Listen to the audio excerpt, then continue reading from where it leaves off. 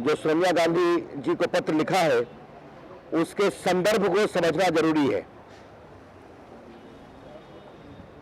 काला धन और विदेशी बैंकों में भारतीयों के अकाउंट्स के बारे में बीजेपी बहुत दिन से आंदोलन कर रही है। हमने एक टास्क फोर्स भी बनाई थी इस बारे में।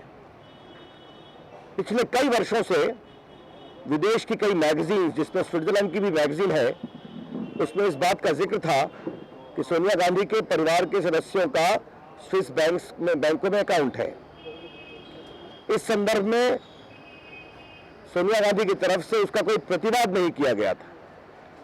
स्वयं अडवाणी जी ने भी कहा था पब्लिकली कई बार अपने भाषणों में कि अगर ऐसी सच्चाई नहीं है तो सोनिया गांधी जी को उसका प्रतिवाद करना चाहिए।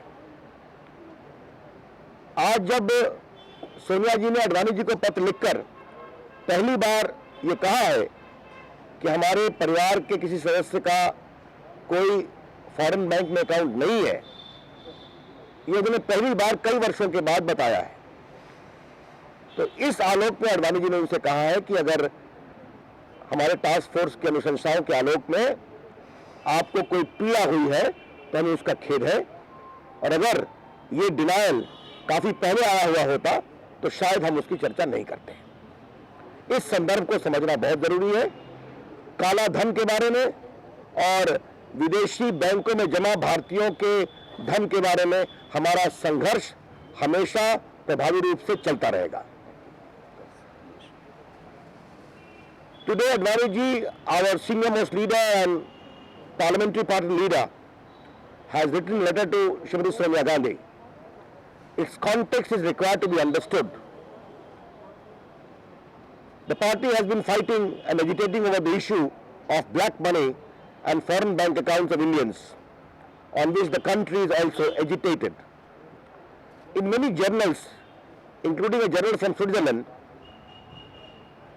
reports have been appearing for the last so many years that the family of Shrimati Sonia Gandhi have accounts in foreign banks. There was no denial or controversial of these facts and allegations being made for the last so many years. In the light of all this, the BJP's task force recommendations came about. Today, when for the first time Shrimati Sonia Gandhi ji has written to Advani ji that she or her family members do not have any accounts in foreign banks, then Advani ji has written to her expressing regrets over any pains which might have caused to her. He has also stated that had she denied it earlier, perhaps this would not have been there and the situation would not have come about. I think the nation needs to be reminded today that when Samuel Hersh, the American journalist, has made an allegation against Morarji Desai that he was a CIA agent, Morarji Desai, though aged 93 years, gave him a notice. Proceedings started and ultimately Samuel Hersh had to apologize. Therefore, this delayed denial is something which ought to be considered. Advani ji has only mentioned about that. देश को इस बात का ध्यान रखना बहुत जरूरी है कि एक अमेरिकी पत्रकार सैमुअल हर्ष ने मोरारजी देसाई के बारे में कहा था कि वो CIA के एजेंट हैं, और ऐसा उनके सत्ता से हटने के लगभग 20 वर्षों के बाद कहा था।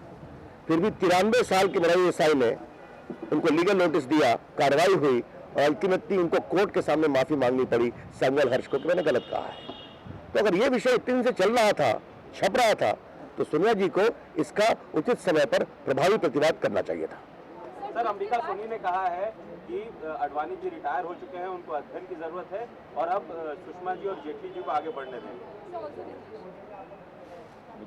वेल, इस तरह के हल्के टिप्पणियों पर मुझे कोई प्रति टिप्पणी नहीं करनी है। अडवाणी जी का आचरण, उनका नेतृत्व, उनकी क्षमता, उनकी प्रतिभा को देश जानता है, इसलिए ऐसी हल्की बातें न करें तो बड़ी कृपा होगी। And I think there has to be some standard in the politics of the country. The character, the stature, the contribution of Advani ji to the polity of the country is too well known. And certainly, I would urge the Congress leader to maintain some standards. Thank you.